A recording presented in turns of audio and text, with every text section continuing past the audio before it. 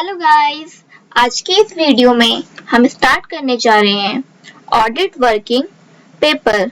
सबसे पहले हम जानते हैं कि ऑडिट वर्किंग पेपर का मतलब क्या होता है और ये कितने टाइप्स के होते हैं। ठीक है, तो आइए पहले इसका मीनिंग समझ लेते हैं। Audit working paper are prepare by auditor during the course of audit.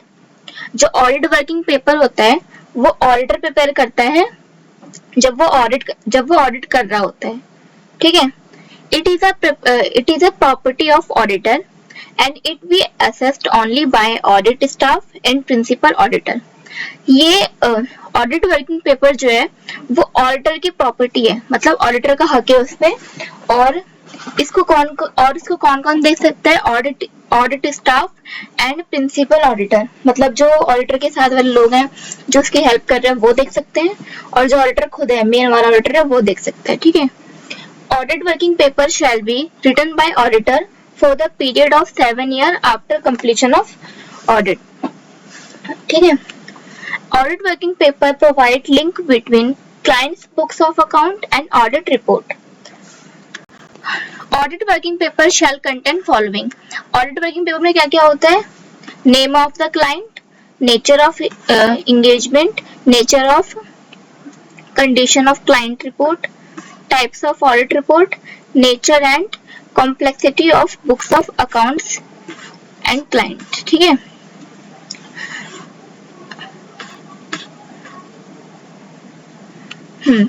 अब हम पढ़ते हैं कि ऑडिट वर्किंग पेपर कितने टाइप्स के होते हैं।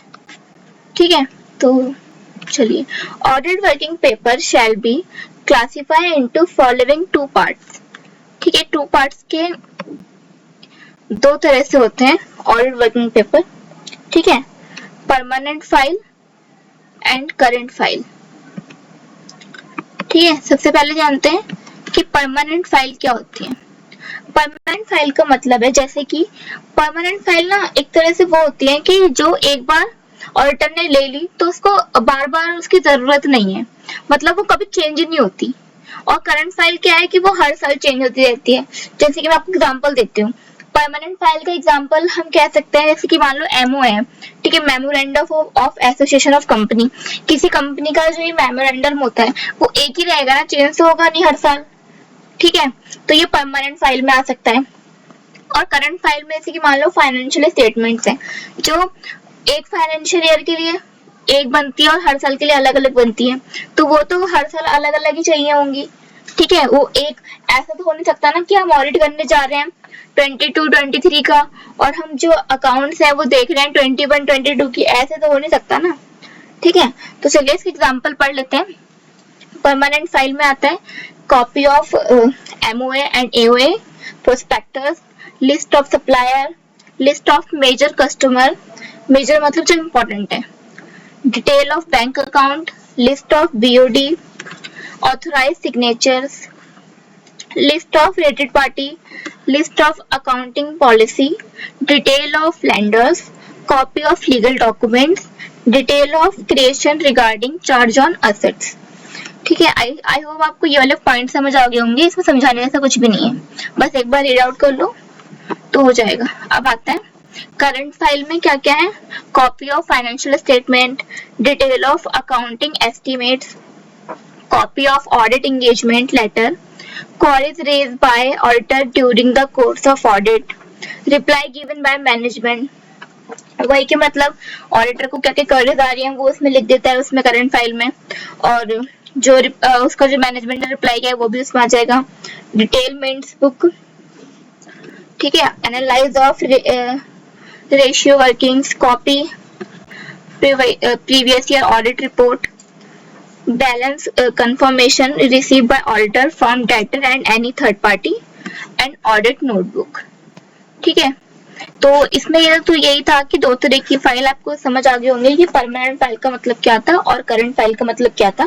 परमानेंट फाइल का मतलब वही है सिंपल सा कि जिसको हम ज्यादा टाइम के लिए संभाल के रख सकते हैं और जो कभी चेंज नहीं होती।